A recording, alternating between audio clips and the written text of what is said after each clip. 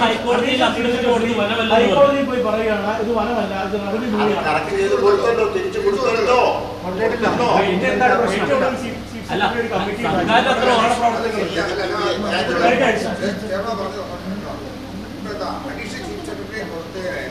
Chief secretary തന്നെ ഗവൺമെന്റിന് വേണ്ടി അപ്രൂവൽ ഫയൽ ചെയ്തു. വനമല്ല എന്ന് പറഞ്ഞല്ലോ. ഇത് ചീഫ് സെക്രട്ടറി അഡീഷണൽ സെക്രട്ടറി എന്താ കൊടുത്തത്? അല്ല, അഡീഷണൽ ചീഫ് സെക്രട്ടറി ഈ ഗവൺമെന്റിന്റെ തന്നെയല്ലേ? ഈ ഗവൺമെന്റിന്റെ തന്നെയല്ലേ? കറക്റ്റ് ചെയ്തുകൊണ്ട് ചീഫ് സെക്രട്ടറി കൊടുത്തു. അത് റവന്യൂ ഭൂമി. ഈ കാര്യങ്ങളെ കുറിച്ച് തീരുമാനമെടുക്കാൻ ചീഫ് സെക്രട്ടറി ചുമതലപ്പെടുത്തി. നമ്പർ 2, അതിനടിസ്ഥാനത്തിൽ നിലവിലുള്ള റോഡ് നിർമ്മാണം നടത്തുന്നതിന് തടസ്സമില്ലായി NHAയെ വിളിച്ചു വരുത്തി പണി ആരംഭിക്കാനായിട്ട് നിർദ്ദേശം കൊടുത്തു. നമ്പർ 3. നമ്പർ 4 എന്താ? വനം വകുപ്പിന്റെയും റവന്യൂ വകുപ്പിന്റെയും ജോയിന്റ് ആയിട്ട് PWD ഒരുമിച്ച് ഒരു കമ്മിറ്റി കോൺസ്റ്റിറ്റ്യൂട്ട് ചെയ്തു.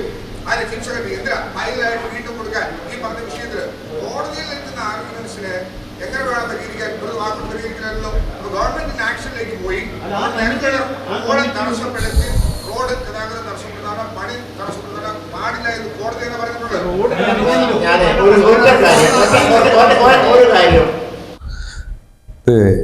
നമ്മുടെ ആദരണീയനായ ഇടുക്കിയുടെ സ്വപ്നമായ പ്രതീക്ഷയായ ബഹുമാനപ്പെട്ട മന്ത്രിയാണ് ഇപ്പോൾ ഈ വിശദീകരണം നൽകിയത് നമ്മുടെ ഹൈവേയെക്കുറിച്ച്. ഞാൻ ഏറെ ദുഃഖിക്കുകയാണ്. കാരണം സ്റ്റേറ്റ് ഭരിക്കുന്ന വർഷങ്ങളുടെ പാരമ്പര്യമുള്ള രാഷ്ട്രീയവും അല്ലാതെയുമായുള്ള പാരമ്പര്യമുള്ളൊരു മന്ത്രി ശുദ്ധ അസംബന്ധം കുറേ കാലമായി തുടങ്ങിയിട്ട് പ്രതികരിക്കാതിരുന്നേ ഉള്ളൂ. ഈ 8 മാസങ്ങൾക്ക് മുമ്പ് ഈ ജയചന്ദ്രൻ എന്ന് പറയുന്ന BJPയുടെ പരിസ്ഥിതി സെൽ കൺവീനർ കൊടുത്ത ഹർജിയിൽ 1898 മലയാറ്റൂർ റിസർവിൻ്റെ വിജ്ഞാപനമാണ് ഹാജരാക്കിയത്. ആ വിജ്ഞാപനം എന്ന് പറയുന്നത് ഈ റോഡ് വരുന്നതിന് മുമ്പുള്ള വിജ്ഞാപനമാണ്. അപ്പോൾ സ്വാഭാവികമായിട്ടും ഈ റോഡടക്കമുള്ള പ്രദേശം വനമായി ചിത്രീകരിക്കുന്ന വിജ്ഞാപനമാണ് ഇദ്ദേഹം കോടതിയിൽ ഹാജരാക്കിയത്. ഇത് സംബന്ധിച്ച് ഗവൺമെൻറ് നിലപാടാണ് കോടതി പരിശോധിച്ചത്. ഗവൺമെൻറ്റിനോട് നിലപാട് ചോദിക്കുകയും ഗവൺമെൻറ് ജയചന്ദ്രൻ കൊടുത്ത വിജ്ഞാപനം ശരിയാണെന്ന് അംഗീകരിക്കുകയും ചെയ്തപ്പോഴാണ് ആ റോഡ് നിർമ്മാണം തടഞ്ഞുകൊണ്ട് കോടതി ഉത്തരവിട്ടത്. ആ ഉത്തരവിന് ഇറങ്ങി 2-ാം ദിവസം തന്നെ റോഷി അഗസ്റ്റിൻ പ്രഖ്യാപിച്ചു, അങ്ങനെ റോഡ് തടഞ്ഞുകൊണ്ട് ഉത്തരവില്ല, മരം വെട്ടരുതെന്നേ പറഞ്ഞിട്ടുള്ളൂ എന്ന് പറഞ്ഞ് ഇദ്ദേഹം ഘോരഘോരം തിരുവനന്തപുരത്തും ഇവിടെയും ഒക്കെ വാദിക്കുന്നത് നമ്മൾ കണ്ടത്. ഒരു വിവരദോഷത്തിന് ഇത്ര ആത്മവിശ്വാസത്തോടെ വിവരദോഷം പറയുന്നൊരു മന്ത്രിയെ ഞാൻ ആദ്യമായിട്ടാണ് കാണുന്നത്. കാരണം ഒരു വിവരദോഷം പറയുകയാണല്ലോ എന്നൊരു ഭയം ഇങ്ങനെ ബാധിച്ചിട്ടില്ല. അദ്ദേഹം അറിഞ്ഞുകൊണ്ടാണോ ഇതൊന്നും അറിയാതെയാണോ കോടതി നടപടികളെ കുറിച്ച് ബോധ്യമില്ലാത്തത് കൊണ്ടാണെന്ന് നമുക്ക് വ്യക്തമില്ല. എല്ലാവരും പറയുന്നു അഡീഷണൽ ചീഫ് സെക്രട്ടറിയോടല്ല കോടതി ചോദിച്ചത്, കേരള ഗവൺമെന്റിന്റെ അഭിപ്രായമാണ് ചോദിച്ചത്. കേരള ഗവൺമെന്റാണ് അഭിപ്രായം രേഖപ്പെടുത്തിയത് വനമാണെന്ന്. ഇവിടെ ഒട്ടേറെ പ്രതിഷേധങ്ങളുണ്ടായി. ഒരു തിരുത്തലിലേക്ക് ഗവൺമെന്റിനെ കൊണ്ടുവരാൻ നമുക്കെല്ലാം കഴിഞ്ഞു. അതനുസരിച്ച് ചീഫ് സെക്രട്ടറി ഇത് ഞങ്ങൾക്ക് തെറ്റുപറ്റി, ഞങ്ങൾ തന്ന അന്ന് പറഞ്ഞ അഫിഡവിറ്റ് ഞങ്ങൾക്ക് വീഴ്ച പറ്റിയിട്ടുണ്ടെന്നും ഞങ്ങൾ ഇത് വനമല്ല എന്ന് കണ്ടെത്തിയിട്ടുണ്ടെന്നും അതിനനുബന്ധമായി 4ഓളം രേഖകൾ എൻ്റെ കൈവശമുണ്ടെന്നും ആ രേഖകൾ ഇന്നതാണെന്ന് പറഞ്ഞ് കോടതിക്ക് ഒരു അഫിഡവിറ്റ് നൽകി. ഈ അഫിഡവിറ്റിൽ കോടതി വീണ്ടും താൽക്കാലികമായ ഒരു വിധി പുറപ്പെടുവിച്ചു. ആ വിധിയാണ് ഈ 3 മാസം മുമ്പ് ഉണ്ടായിട്ടുള്ളത്. ആ വിധിയിൽ കോടതി കണ്ടെത്തിയ 2-3 കാര്യങ്ങൾ. ഒന്ന്, ഈ വനമല്ല എന്ന് ഗവൺമെന്റിന് ആദ്യത്തെ അഫിഡവിറ്റിൽ തെറ്റുപറ്റി ഇത് വനമല്ല എന്ന് വാദിച്ച ചീഫ് സെക്രട്ടറി അദ്ദേഹത്തിന് അനുബന്ധമായുള്ള രേഖകൾ കയ്യിലുണ്ടെന്ന് പറഞ്ഞേ ഉള്ളൂ, കോടതിയിൽ വച്ചില്ല. ഇതിൻ്റെ റീസർവേ സ്കെച്ച് അടക്കമുള്ള മറ്റ് അനുബന്ധ രേഖകളും കോടതിയിൽ തെളിവായി ഹാജരാക്കിയില്ല. എങ്കിൽ പോലും ഈ റോഡിന്റെ പ്രാധാന്യം, ഒരു നാഷണൽ ഹൈവേ അനിശ്ചിതമായി തടഞ്ഞിടുന്ന പ്രവണതയോട് ഈ കോടതിക്ക് താല്പര്യമില്ലാത്തത് കൊണ്ട് ഇത് ബോധ്യപ്പെട്ട ചീഫ് സെക്രട്ടറി അടിയന്തരമായി നിലവിൽ ഹൈവേ അതോറിറ്റി തയ്യാറാക്കിയിട്ടുള്ള എസ്റ്റിമേറ്റ് അനുസരിച്ച് പണി തുടരാൻ ഏറ്റവും അടിയന്തരമായി ഉത്തരവിടുക. അതാണ് 1ാമത്തെ ക്ലോസ്.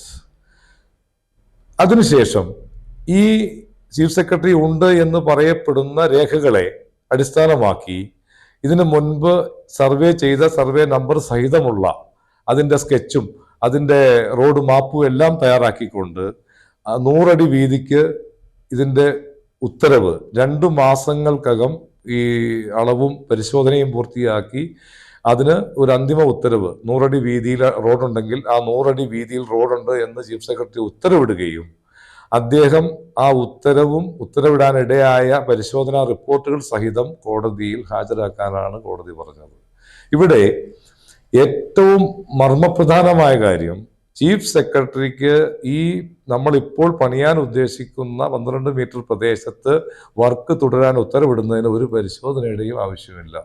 ആ ഉത്തരവ് അയാൾ ഇട്ടാൽ മതി. അതാണ് കോടതി പറഞ്ഞത്. ഒരു പരിശോധനയും വേണ്ട, നിങ്ങൾ ഉത്തരവിടൂ, വർക്ക് തുടരട്ടെ, റോഡിന്റെ പ്രാധാന്യം മനസ്സിലാക്കൂ എന്ന് കോടതി പോലും പറഞ്ഞു. ആ ഉത്തരവിടാൻ പറഞ്ഞ് അതിനുശേഷം ഇപ്പം 3 മാസം പിന്നിടുക. നമ്മൾ 2 മാസക്കാലം ക്ഷമയോടെ കാത്തിരുന്നു. കാരണം ഒരു രാഷ്ട്രീയമായി ഒരു ചിത്രീകരണം വരേണ്ട, ഇവർ ചെയ്തോളും അല്ലെങ്കിൽ ചെയ്യിച്ചോളും എന്ന് വിശ്വസിച്ചുകൊണ്ട് നമ്മൾ കാത്തിരുന്ന് മടുത്തപ്പോഴാണ് ഈ കഴിഞ്ഞ ജനുവരി 8-ന് ഒരു കമ്മിറ്റി വിളിക്കാനിടയായത്. കമ്മിറ്റികൾ വിളിക്കുക അല്ലെങ്കിൽ സമരത്തെക്കുറിച്ച് ആലോചിക്കുക. ഈ സമയത്ത് ഭരണകക്ഷികൾ രംഗത്തേക്ക് വരും, മന്ത്രി രംഗത്തേക്ക് വരും, കുറെ നുണക്കഥകൾ പറയും. ഈ കാലത്ത് ചീഫ് സെക്രട്ടറി ഉത്തരവിടാതെ തന്നെ ഈ കോൺട്രാക്ടറെ കൊണ്ട് വർക്ക് ചെയ്യിക്കാൻ ശ്രമിച്ചിട്ടുണ്ട്. ഞങ്ങൾക്ക് വ്യക്തമായിട്ട് അറിയാം. വലിയൊരു സ്വാധീനം കളക്ടറടക്കം വലിയൊരു സമ്മർദ്ദം കോൺട്രാക്ടറിൽ ചെലുത്തിയിട്ടുണ്ട്. അതനുസരിച്ച് കോൺട്രാക്ടർ കുഴിയടയ്ക്കാൻ തീരുമാനിച്ചിട്ടുണ്ട്. അതുപ്രകാരം കുഴിയടക്കൽ അവിടെ നടത്തിയിട്ടുണ്ട്. ആ കുഴിയടക്കൽ ഒരു ദിവസം നടത്തി 2-ാം ദിവസം ഫോറസ്റ്റ് ഡിപ്പാർട്ട്മെന്റ് അത് തടസ്സപ്പെടുത്തുകയും തുടർന്ന് രേഖാമൂലം ഇതിന് തടയുന്നതിന് രേഖ വേണമെന്ന കോൺട്രാക്ടറുടെ ആവശ്യത്തെ തുടർന്ന് നേര്യമംഗലം റേഞ്ച് ഓഫീസറെ രേഖാമൂലം ഈ റോഡിന്റെ ഏത് ഭാഗത്ത് തൊട്ടാലും നിങ്ങൾക്കെതിരെ 1961 വന നിയമം അനുസരിച്ച് നടപടി എടുക്കുമെന്നുള്ള രേഖാമൂലമുള്ള കത്ത് കൊടുത്തിരിക്കുക. ആ കത്ത് ഞങ്ങളുടെ കയ്യിലുണ്ട്.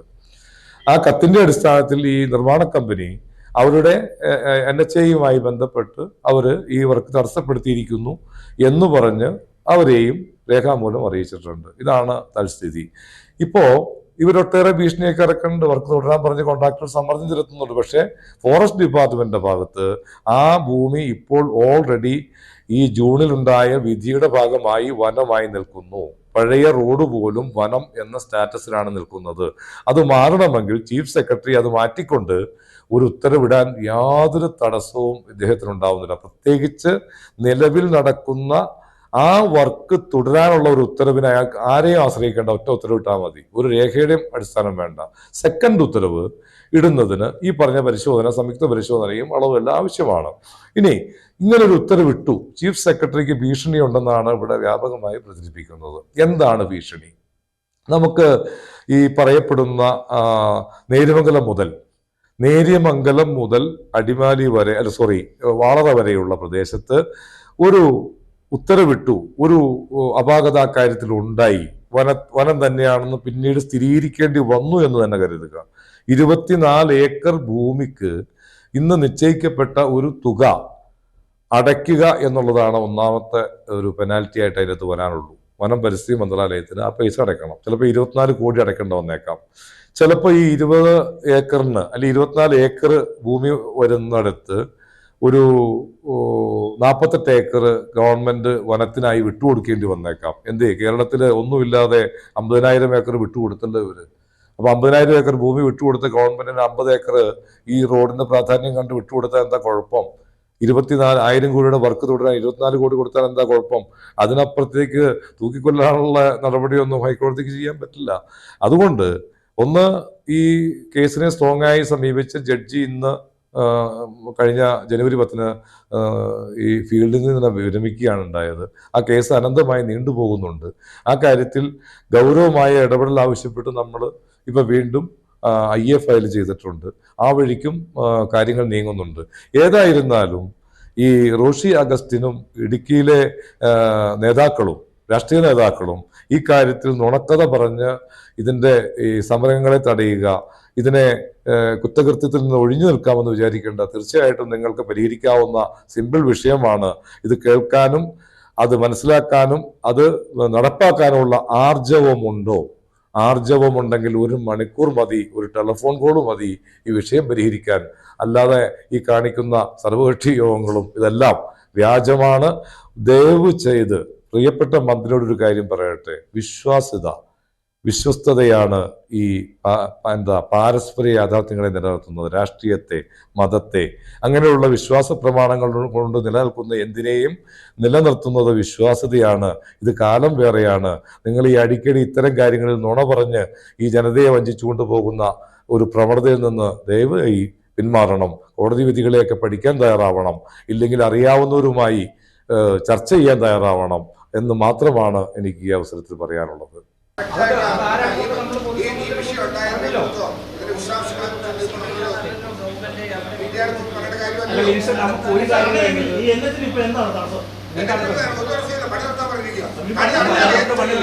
കോൺട്രാക്ടേഴ്സിന് പണി നടത്താനായിട്ട് താല്പര്യപ്പെടുന്നില്ലെങ്കിൽ അടുത്ത നിലപാടെടുത്തോണ്ട് മുന്നോട്ട് പോകും. അല്ല, ചീഫ് സെക്രട്ടറി ഒരു നിർദ്ദേശം കൊടുത്തല്ലോ. കോൺട്രാക്ടേഴ്സ് ഇതുമായി ബന്ധപ്പെട്ട് പണി നടത്താൻ ആഗ്രഹിക്കുന്ന സാഹചര്യം വന്നാൽ അടുത്ത സ്റ്റെപ്പ് സ്വീകരിക്കും, പണി നടത്തും. അത് പകരമാണ് ചോദിക്കേണ്ടത്. 103 വയസ്സായി കേരളത്തിൽ എന്തുകൊണ്ട് പറയാൻ പറ്റുള്ളൂ. തീരുമാനം എന്താണെന്ന് ചോദിച്ചു കഴിഞ്ഞാൽ ചീഫ് സെക്രട്ടറി കൊടുത്തു, നിർമ്മാണം നടത്താൻ പറഞ്ഞു. നിർമ്മാണം നടത്തുന്നില്ലാതെ കണ്ടാൽ NHAയെ കോൺട്രാക്ടേഴ്സിനെയും ചീഫ് സെക്രട്ടറിയെ ബന്ധപ്പെട്ട് വിളിച്ചു വരുത്തും. താല്പര്യമില്ലയോ അടുത്ത രീതി അനുസരിച്ച് പ്രൊസീഡിംഗ്സ് തുടരും.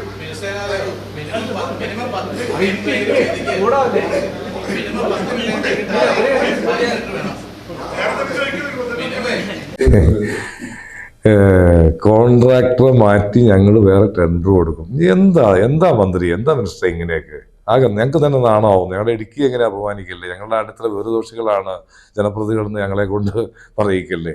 ഇത് സ്റ്റേറ്റ് ഹൈവേ അല്ല, ഇത് NHAയുടെ ഹൈവേ ആണ്. ഇതിൽ കോൺട്രാക്ടറെ മാറ്റാനോ ഇടപെടാനോ നിങ്ങൾക്ക് യാതൊരു അധികാരാവകാശവും ഇല്ല.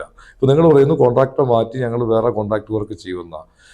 എൻ്റെ പൊന്നു മന്ത്രി, ഈ സംഭവം നിങ്ങൾ വളരെ ഗൗരവത്തിൽ കാണണം. നിങ്ങളിത് തമാശിക്കുകയാണ്, ഈ ജനതയെ പരിഹസിക്കുകയാണ്. ഇവിടെ ഈ പറയപ്പെടുന്ന ഡിസംബറിലേക്ക് ഈ കോൺട്രാക്ടറുടെ കാലാവധി അവസാനിക്കും. അദ്ദേഹത്തിന് പിന്മാറാനുള്ള എല്ലാ അവസരവും നിങ്ങൾ കൊടുത്തിട്ടുണ്ട്. നിങ്ങളാണ് തടഞ്ഞിരിക്കുന്നത്. നിങ്ങൾ തടഞ്ഞ ഒരു കേസിൽ അദ്ദേഹത്തിന് നഷ്ടം സഹിതം വാങ്ങിച്ചുകൊണ്ട് ഒഴിയാനുള്ളൊരു അവസരമാണ് നിങ്ങൾ ഉണ്ടാക്കി കൊടുത്തിട്ടുള്ളത്. അതുകൊണ്ട് തന്നെയുമല്ല, ഈ ഗ്രീൻഫീൽഡ് ഹൈവേ പോലുള്ള കാര്യങ്ങൾ വരുന്നത് കൊണ്ട് ഇത് ഹൈവേയിൽ നിലനിർത്തണോ എന്ന് കേന്ദ്രം ആലോചിച്ചുകൊണ്ടിരിക്കുന്ന ഒരു ഗൗരവ ഘട്ടവും കൂടിയുണ്ട്. ഇവിടെ ഈ വഴി തടയപ്പെട്ടാൽ ഈ വഴി ഉപേക്ഷിക്കാനുള്ള സാധ്യതയും കൂടി നിങ്ങൾ കാണണം.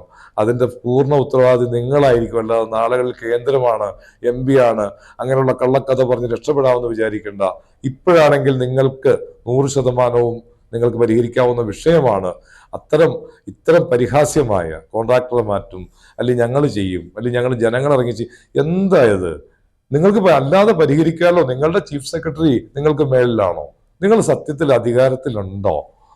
നിങ്ങൾ മന്ത്രിയാണോ? മന്ത്രിയാണെങ്കിൽ ഒറ്റ വാക്ക് മതി.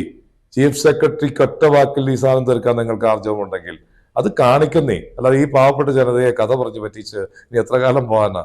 അതുകൊണ്ട് തീർച്ചയായിട്ടും നിങ്ങൾക്ക് കോൺട്രാക്ട് വർക്ക് മറ്റൊരാൾക്ക് കൊടുക്കാൻ കഴിയില്ല. അത്തരം കാര്യങ്ങളിൽ നിങ്ങൾക്ക് ഇടപെടാൻ കഴിയില്ല. അതിനുള്ള അധികാരാവകാശമില്ല. നിങ്ങൾ സ്റ്റേറ്റ് മന്ത്രിയാണ്, കേന്ദ്രമന്ത്രിയല്ല എന്ന കാര്യം കൂടി ഒന്ന് ബോധ്യപ്പെട്ടിരിക്കണമെന്നാണ് പറയാനുള്ളത്.